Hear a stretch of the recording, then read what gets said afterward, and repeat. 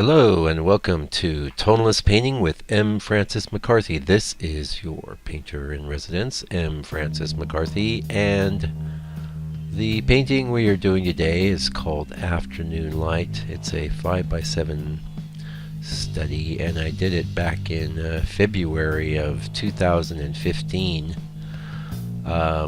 which is, 2 years ago now. So things have changed, and one of the reasons I'm putting this up is it's just really different from a lot of other things I paint. You'll see. You will see. Well, you already saw because you saw the preview, but you got a blue sky. Me painting one tree in a field's nothing new, but the close-up like I've done here with the tree going up off the top of the painting, it's different, and I actually like painting this sort of thing. I was happy with this painting. And I'm happy with the larger version, which is an 8x10, not a lot larger, but certainly more involved, and you'll be seeing that next week. And I was hoping to get into some of my newer stuff. I did a bunch of I finished about 10 paintings not that long ago and did my photography, and I have to go in and fix all the specular highlights of the photos I've taken, not just for the paintings, but for the studies that have the same basic motif on them, and that's getting jammed in with a bunch of other stuff, preparations for this museum show and things like that. But I'm probably going to hunker down today, which is Sunday. It's raining out here in New Zealand, can't really do a lot else, and I might just do a big dose of specular highlight fixing, and after I fix my specular highlights, which is just little bright spots that hit the peaks of painted areas that are distracting, I then take those and make the archive movie, and then when I do these blog posts, I take that archive movie and I speed that way up. Now, my archive movies are actually twice the speed that I painted them, but that seems to be, slow enough for anybody that ever might be interested in what I'm doing, which is me. But generally, me only. I really enjoy watching the videos. A lot of times, believe it or not, the night after I've done the painting, I'll sit there while I've got something else going on in the background and sort of check them out, and then. After that, after I do my archive movie, I'll just kind of zip through it to make sure there's no big mistakes, and it may be ages. Like, I haven't watched this little movie that we're watching now since 2 years ago. And sometimes even that time I may be too busy to even actually look at them. I'll just run the slider through it just to make sure there's no big egregious errors or chunks missing. Or, well, if there's chunks missing, not much I can do. I can't go back in time. Anyway, so yeah, I just thought, since I don't have that other stuff ready, it might be cool to show you something different from a couple years back. And this was February, a couple years back, so almost nearly 2 years ago exactly. And 2015 was an interesting year because after, actually, right after completing the paintings that I did this one, this Afternoon Light, and a few others, I decided to jump into the 100 Days of Tonalism, and I didn't do anything else for almost, my goodness, almost 3 months or so.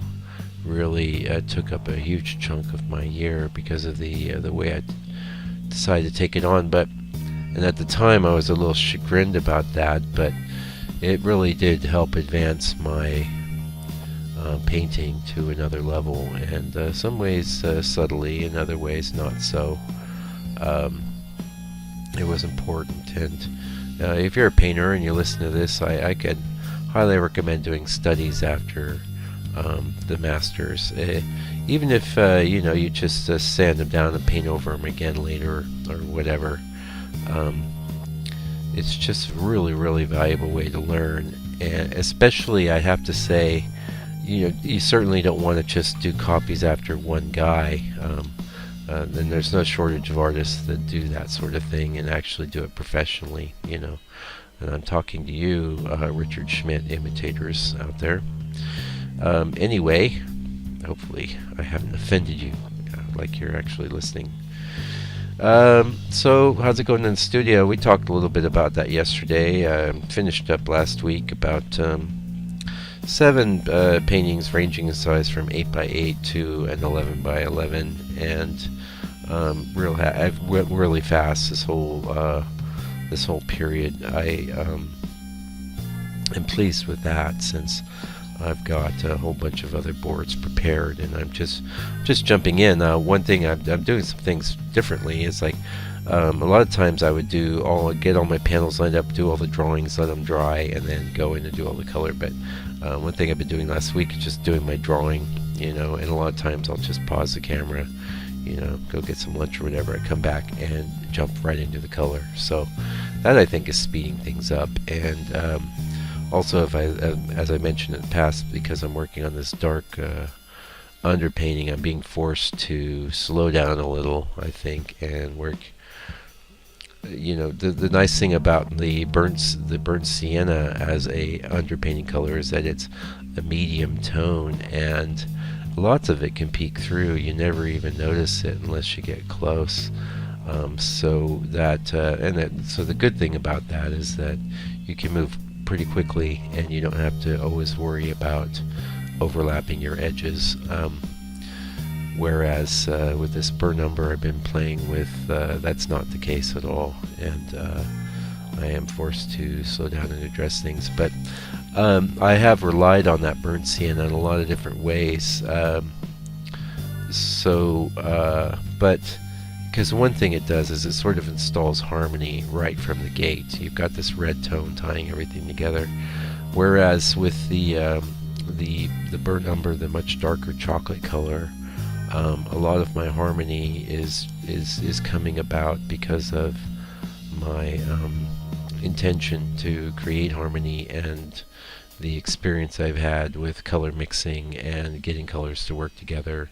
So it's good. It's actually, I have to say, almost a more pure version of me coming through as a painter, because again, there's not as many patches of the board underneath sticking through, which is totally authentic as well. But just, this is, I have to, everything is painted, In fact, if you look at the painting that we're doing right now, you see all the red peeking through, it's there. It's a big signature part of what I've done for the last 7 years. I don't know, long time. And I will say, I like to stick with things. I like to stick with things until I actually can't get any more use out of them, and that would go for jobs and marriages and things I do with my painting as well. So when I make a change, you can rest assured that I've squeezed every conceivable aspect out of the what I was doing before, and only then do I tend to make a change. But yeah, I think it's an endearing personality trait. Others maybe not so much so, but whatever. That's who I am, and that's what I'm, stuck with. But I'm getting ready to I think I'm going to go after 5 or so, and we're going to be going from 11 by 11s on up through, I don't know, maybe 14 by 20 or something like that. So a lot bigger, and probably take a bit more time. And the bigger paintings take more time. That's just one of the reasons they cost more.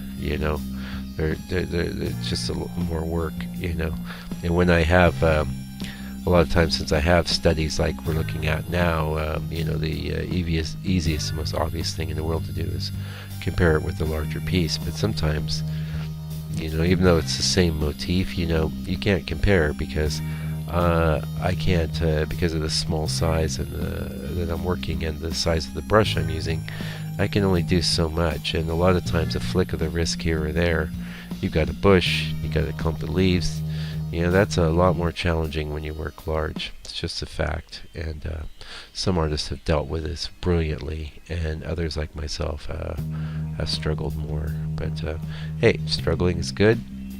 What else have I got to do in this here incarnation? But struggle to make better paintings, and I do feel like I'm making better paintings. Oh, and then I guess another thing I'd say about last week in the studio is that I did break out the dry brushing, but I'm really so stoked with the way the dry brushing is working out on these paintings over the top of paintings, as opposed to the sort of texturing I've been doing before.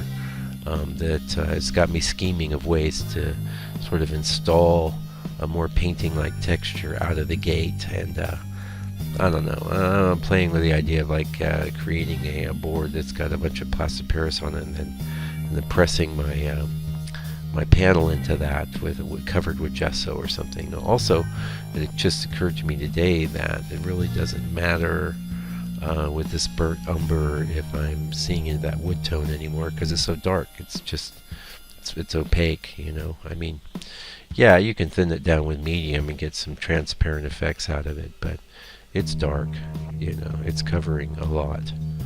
Anyway, that's about it for this week. Hopefully you're enjoying our blue sky and lovely tree painting, and this really is a painting about a tree. So many people come to my studio and say, oh, you love painting trees, but the truth is I love painting skies, and you know, there's lots of trees in the landscape as well. But this is a case where I painted a tree, and I'm pretty happy with it. Hopefully you're enjoying seeing this older stuff. You know, after we get through the larger piece, we will be back into some new things, I guarantee it. Anyway, thanks for joining me today. Hope you're getting some tonalism in you there. And if you like my work, subscribe to this video channel. Also, go to my site, landscapepainter.co.nz. We'll be back next week with some more work, and meanwhile, take good care and stay out of trouble.